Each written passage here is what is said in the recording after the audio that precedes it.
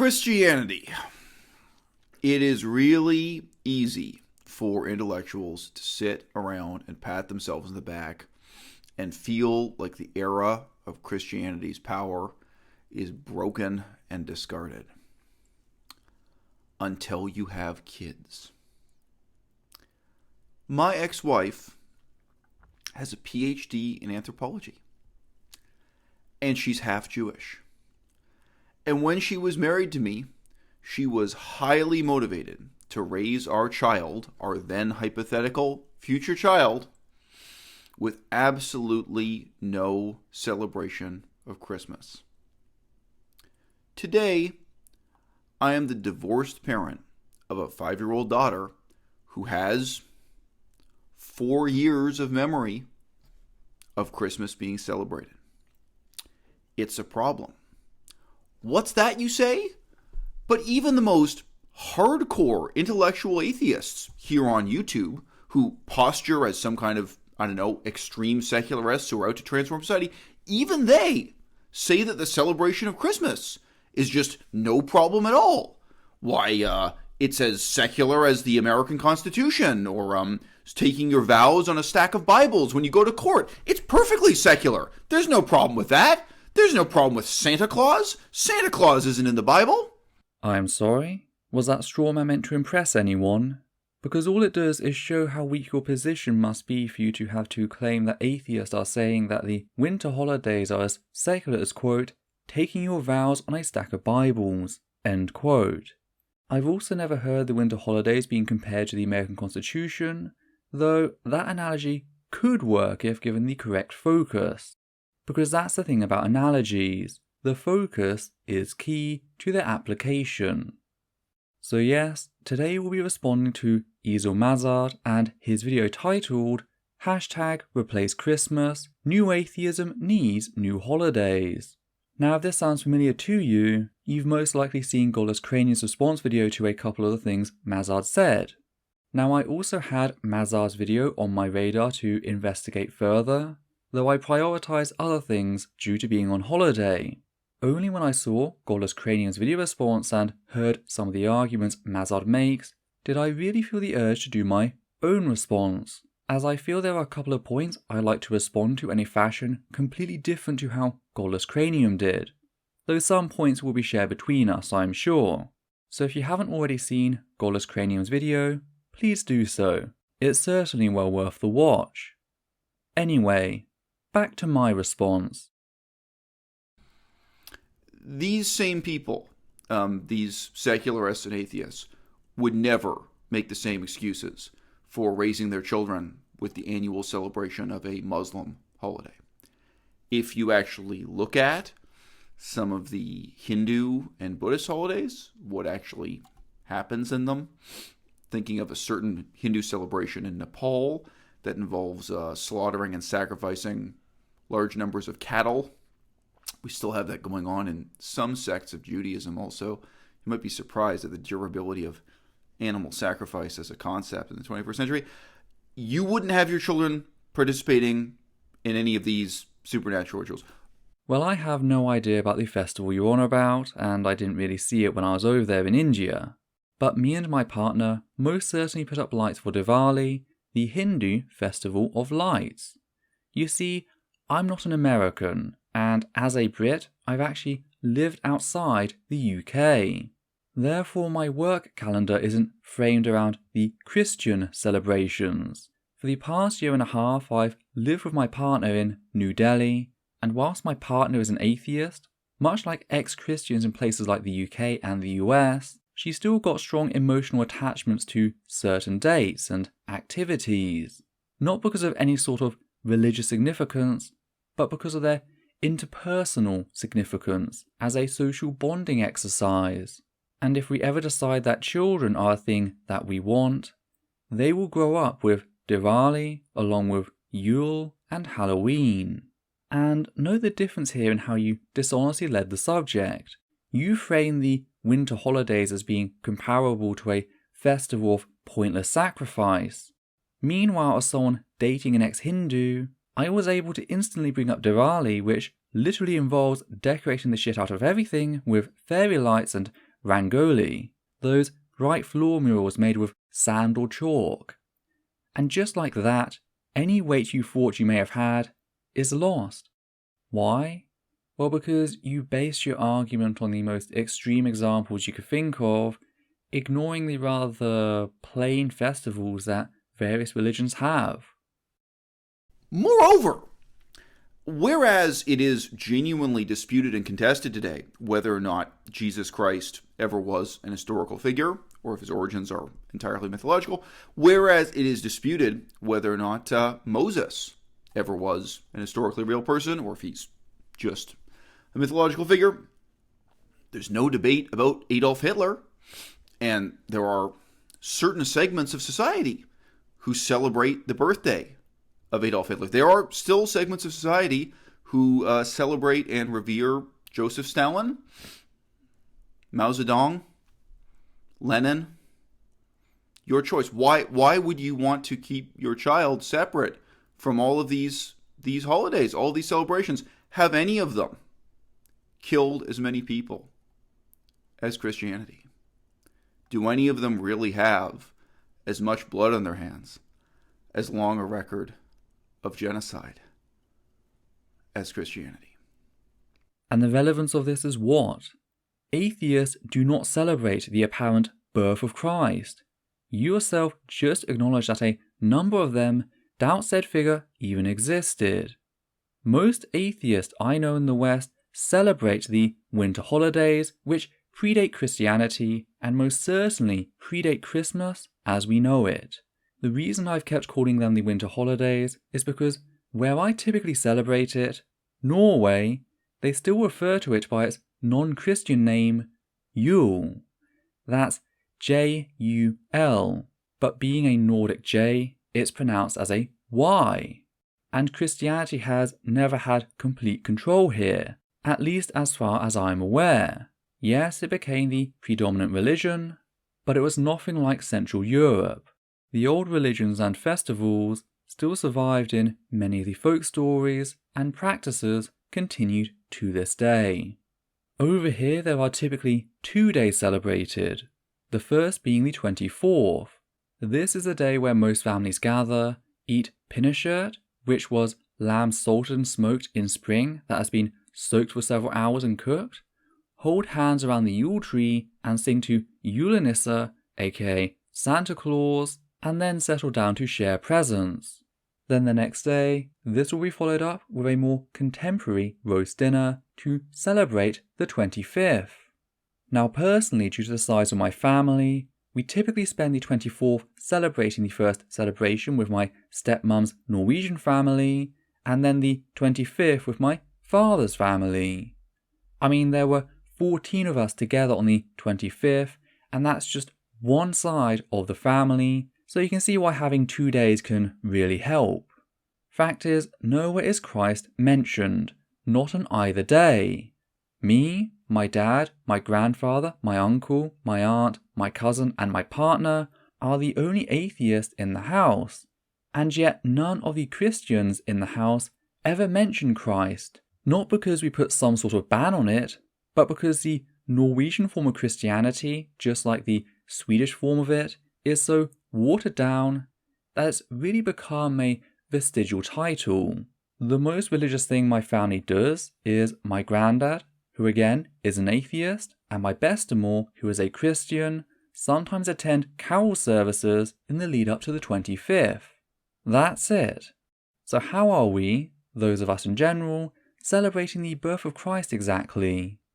This is like saying that someone who is born on April the 20th who celebrates their own birthday or some other family celebration, that they're a terrible person because it just so happens to be that said day is also the birthday of Hitler, and any celebration on that day is a celebration of Hitler's birth. It's damn ridiculous is what it is. Christians do not own the 25th any more than they do marriage or architecture. And yet, I find, here on YouTube especially, there's a spirit of really kind of phony celebration and self-congratulation that Christianity has been beaten, that the war for the future of hearts and minds in the decadent West has already been won. Have you tried to explain to your kid why they don't have a Christmas tree and the other kids do? It's easy if you're Jewish. Part of my family is Jewish, part of my family is not. Let me tell you something. A lot of Jewish people are raised with a very simple, very fundamental myth being inculcated into them from an early age. The reason why you don't get a Christmas tree, they say, is because you're better than the other kids. Because you were born special. Because you're one of the chosen people. There are kids who grow up Hindu. Let's just say specifically they're Brahmin. Hindus from northern India. They get told there's a really good reason why you don't get a Christmas tree. And that's because your ancestors go back to this incredibly early period of time when the Vedas were first recited in ancient Sanskrit, and that the Vedas are these magical texts that if they're not recited, literally the world will end, the sun will not rise. They're so fundamental to the fabric of the universe and the concept of karma and everything else. Correction. Brahmin doesn't mean North Indian. Iyer are Brahmins, and they are Tamils from the south. I'm from a Brahmin family in Bengal, and while broadly categorized as North Indians due to Sanskrit origins of the language, culturally speaking, even we aren't proper North Indians. Rather, we're from the East. Community based on geographical region is different from caste. Every Hindu community in every region in India have all the major divisions of castes such as Brahmins, Kshatriyas and Dalits. That is a major mistake you just made. Brahmins form a small part of the Hindu population, although given the privilege, they've been the most prominent. What you just described, not everyone cares about that. For starters, women were not even traditionally allowed to read scriptures, although that's changing now. Even then, not everyone is as prickly about the scriptures and will find loopholes. Just like many Christians in America and the Bible. Intensity of religiosity differs widely from people to people here. Yet I can attest, winter holidays very much exist in India. Many educational institutions, if not all, will give out 5 days to 3 weeks of winter vacation surrounding Christmas and New Year. In fact, Christmas is a national holiday. Sure, outside of Christian or Western-related communities, exchange of gifts generally do not happen. Nor do most people outside of these communities attend religious church services. But in the spirit of festivity, Yule trees and decorations are a common sight. In fact, buying a fruit cake or a plum cake and distributing it is a common practice during this time in many places in India. It is an occasion where people can gather, and while Christmas dinners don't happen everywhere, it's not impossible to find parties even outside of Christian communities. When I was 4, before I even knew about Jesus Christ or the Bible, my mum got me a Christmas tree and a small Santa Claus. Every year, my parents would make me write a letter to Santa Claus on Christmas Eve, and my dad would leave presents for me while I was asleep. Before you tell me that's just a personal anecdote, as far as gifts go, that was a very common thing amongst kids in my time, until parents explain Santa doesn't exist. We did not care jack shit about Christianity, and my parents were very religious Hindus. It was just another occasion for us to be happy. As an ex-Hindu, I can attest that you are being quite ignorant about the lives of Hindus here. There are Buddhists, I think fewer and fewer today, who grow up with a traditional cosmology that likewise makes the preservation of Buddhist texts and customs and rituals seem like the most important thing in the world, or at least a valid excuse for why you don't have presents under the Christmas tree like other kids. And the cold, hard truth of rational, nihilistic atheism is that there are no excuses. The Christmas tree has to be thrown on the dustbin of history along with circumcision, burning witches, conversion by the sword, so many barbaric, regrettable traditions that existed and were respected for centuries or millennia, as the case may be. They just have to be looked upon now as errors. Great, because contrary to the great myth put out there by apologists, atheists need not be uber nihilist. I, for one, am a secular humanist, which, unlike you, means I approach the topic of the winter holidays in a reasonable fashion free of ill-informed opinion.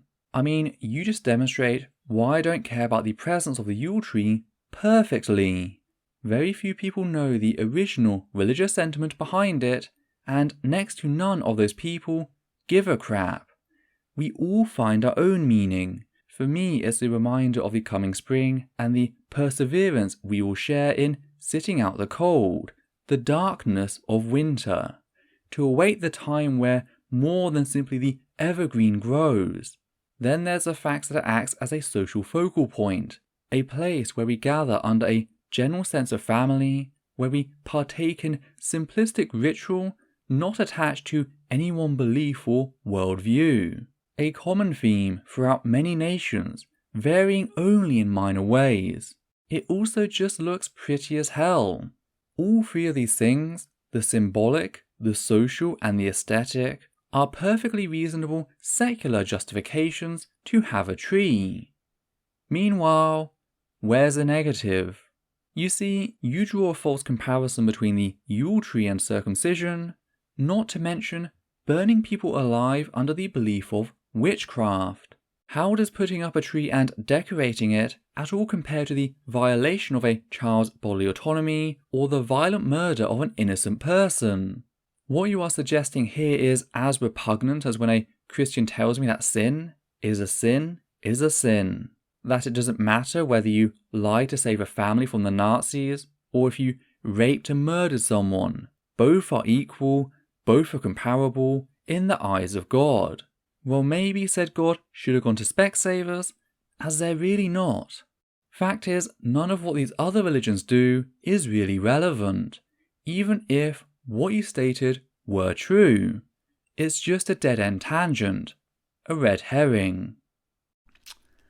And the challenge is not destructive, but creative. Because if you have a child, you're not trying to replace Christianity with nothing.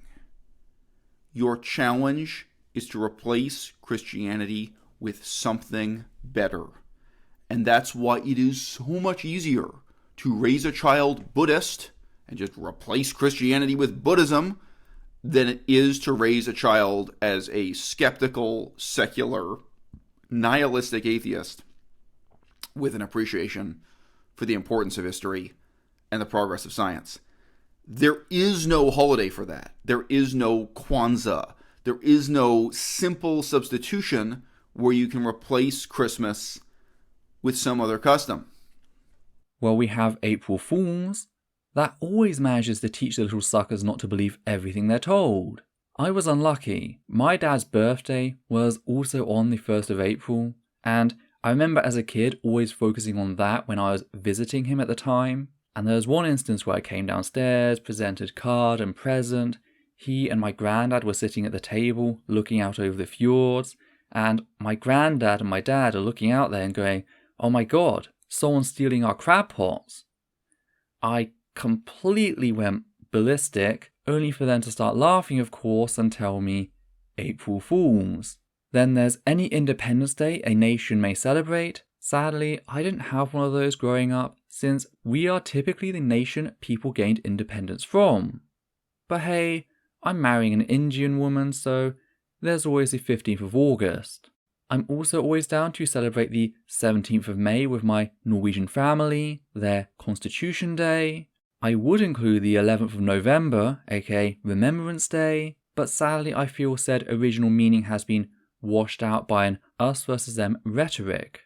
I used to think it was about the silence of the guns, as in we were glad this gruesome conflict has ended, but with each year that passes, I see more and more people seemingly taking the opinion that the guns falling silent is an act of betrayal to everyone who died, but only on our side. And this includes members of my family, and frankly the thought of what it's become has made me rather sick. Moving on, there's always Darwin Day. Always look forward to that and the TV specials they do. Darwin's work was so expansive, it's nice to have a day where at least some of it is covered. We also frequently get updates on science, which is cool. Then we have New Year's and Yule, as already discussed. Because here's the thing, just as Christianity can be added to Yule, it can be effectively removed from Yule. And I'm going to tell you straight, I think that people like Jaclyn Glenn are letting us down here on YouTube. I think that people like the amazing atheist, TJ Kirk, are letting us down here on YouTube. They've really participated in, and even to some extent created, the social fiction that all you need to do as an atheist to beat Christianity is sit back and laugh, is sit back and point the finger and revel in your own smug sense of intellectual superiority. And it's not enough. I agree that they're a big letdown, but not for the reasons you specify. I mean, Jaclyn Glenn has gone from simply plagiarizing reasonable content to copy-pasting any clickbaity outrage she comes across. For more on that, please check out this other amazing video done by Godless Cranium. As for TJ is fundamentally and always has been a shitposter.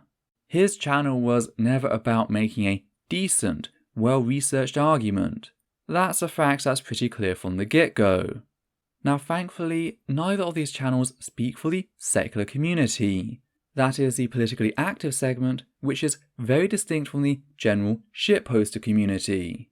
If you go to shitposters for your content, all you will ever get is shit. If you want politically active secularism, seek out those of us involved with said political activity. Seek and ye shall find. You're not just competing with the Christmas tree. You're competing with the Sistine Chapel. You're competing with the assembled beauty and sculpture and works of art and architectural accomplishments and traditions and songs and poetry of centuries and millennia. And what are you going to replace it with? What are you going to offer your own child that's better? It's the same thing.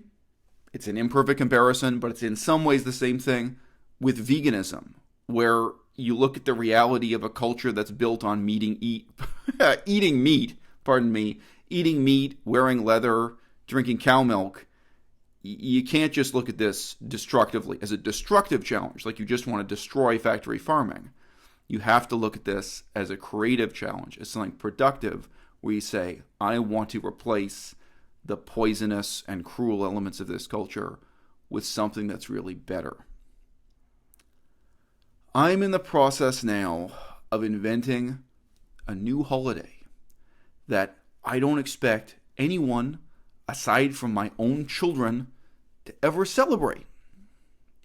I'm taking on a strange creative challenge to prepare a series of stories, songs, rituals, puppet shows, whatever I can do to make it more entertaining, built around the life and death and philosophy of Socrates and the overall sense of importance of the brief period of history when Athens really represented the progress of democracy and to some extent human reason and rationality, however flawed. The point of this exercise is not to represent Athens as paradise lost, but let me tell you something. Socrates was a real person. Unlike Jesus, he's not just a myth. And Socrates represents something. He certainly raises important questions that I think are more meaningful to atheists and skeptical people today, in contrast to Jesus, in contrast to Moses, and in contrast to odious political figures who are celebrated by different, political extremists, so much like religious extremists still to this day. And I don't feel I'm stepping into the shoes of anyone else who's made this effort before. That's the weirdest thing. If you come on the internet and say you want to start a new fad, a new idea, you have a lot of precedents to look around at. And there are all these people who've been engaged in all these different, pseudo movements. And some of these people, so-called, skeptical intellectuals, they have cruises and dinner parties and fundraisers. And, they make up these little monikers to promote their lecture tours and their books. There's all this smug, self-satisfied celebration going on. And I don't see that basic creativity. I don't see that challenge being met creatively for the full life cycle of people in the 21st century. That includes birth and childhood and retirement and old age and death. Well, clearly, you need to look a little harder, as well as maybe actually talk to some other atheists about how they celebrate the holidays, rather than simply presupposing that since the celebration takes place on the same day as the Christian holiday of Christmas, that they must also be worshipping Christ. Fact is, nothing you are saying is new. It's not revolutionary. It's not groundbreaking. Even when Alain de Botton presented his TED Talk Atheism 2.0 7 years ago, it still wasn't revolutionary. Secular humanism, the philosophical movement which gives people the tools to handle birth, marriage, and death, has been active on a political level since the 19th century. But even without that organized movement, atheists have still been celebrating various events throughout life in ways they want to, for as long as there have been atheists. Sure, the dates are the same, but you want to know why. Not all of us are rich enough to take off time, which in turn makes it hard for the entire family to gather on the same day and have some form of celebration. The society we live in has had its holidays centered around the Christian calendar, meaning that it's certain dates significant to Christianity that we all get off. Ergo, these are the best days for secular folk to come together and celebrate whatever it is they hold dear in place of Christianity. For someone who cries about how other atheists are apparently being smug, you seem to be running on smugness sourced from pure straw men. Because ultimately, when you get buried or when you get put into a sack and, cremated, rolled down a hill, thrown into the ocean, whatever it is you want. Look, my own father wasn't just an atheist. He was a communist extremist. And in a lot of ways, my philosophy is a reaction against that. I rejected communism. And when it came time for him to die, he had years to plan it. He got the medical diagnosis and he burned out slowly. So he had years to plan it. It blew my mind when my mother told me he was in a church cemetery. His lifelong dream was to burn down the church, literally and figuratively. He supported Mao Zedong when Mao Zedong burned down the Buddhist temples in Tibet.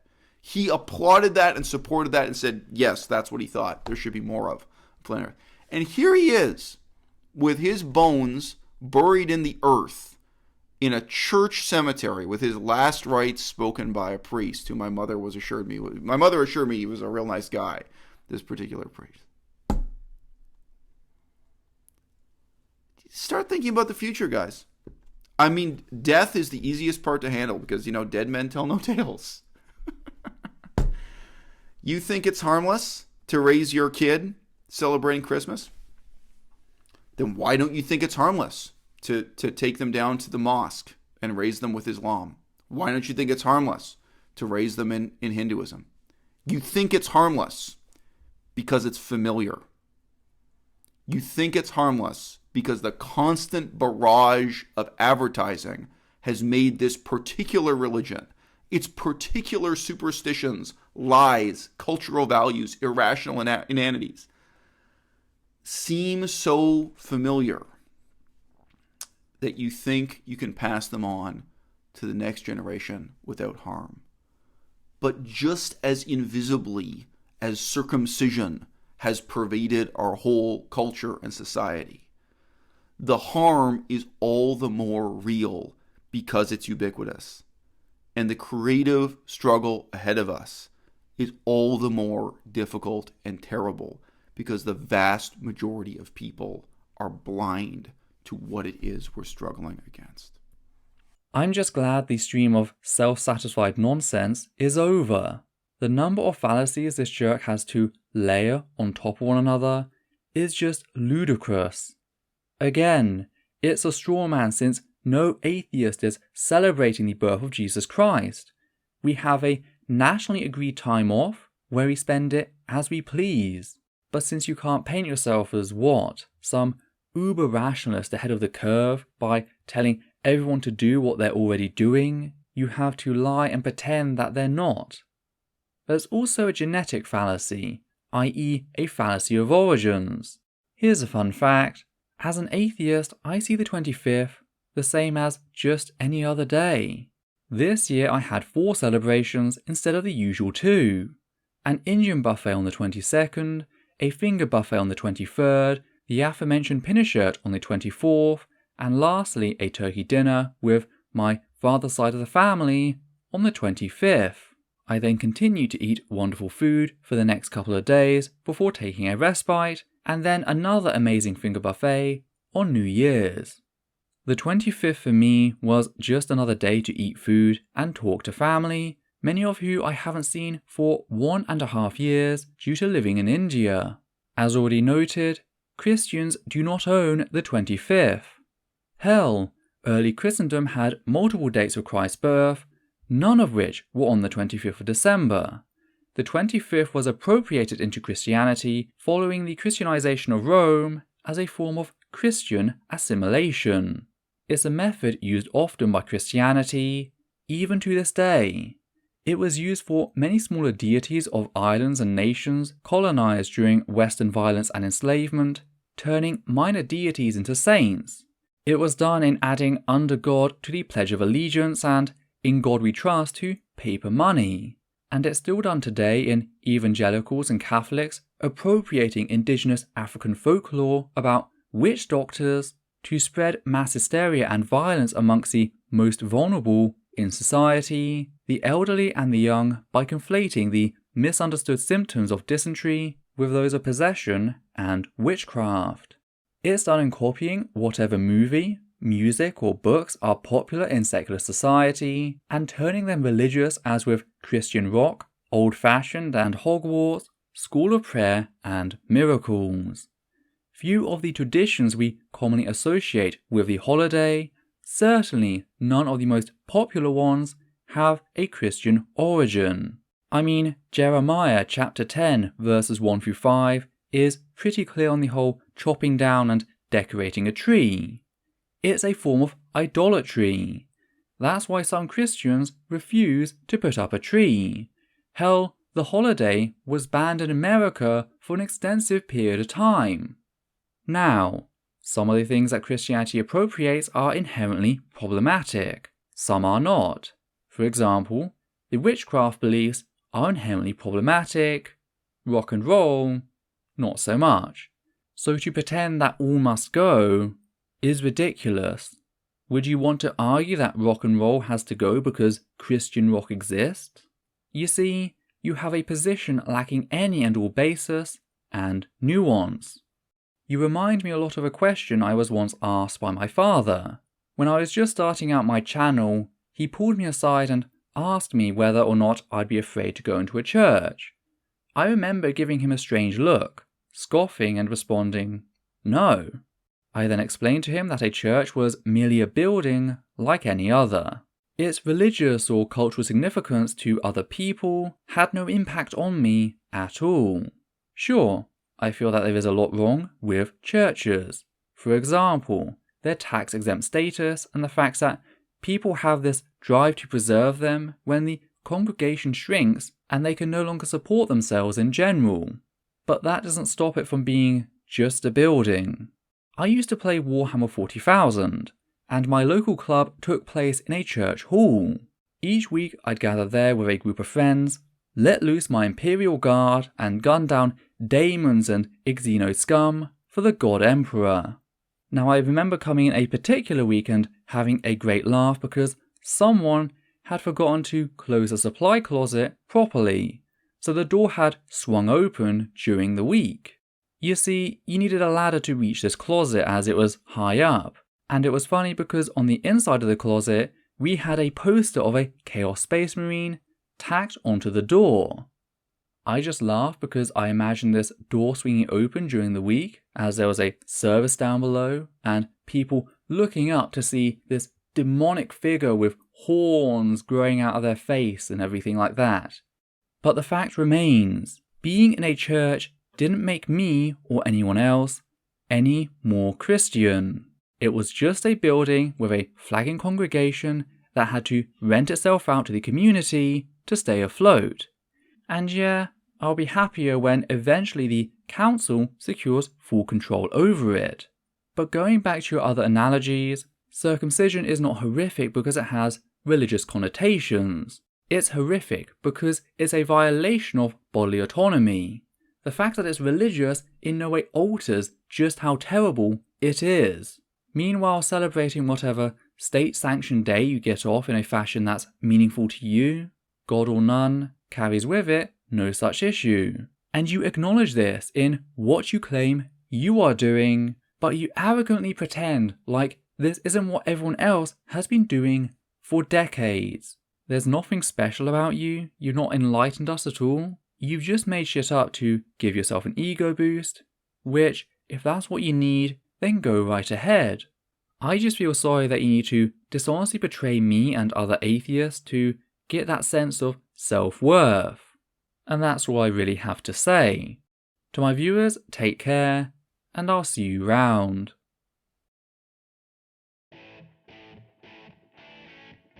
Hi there, I'd just like to say a few things here at the end of the video before you go.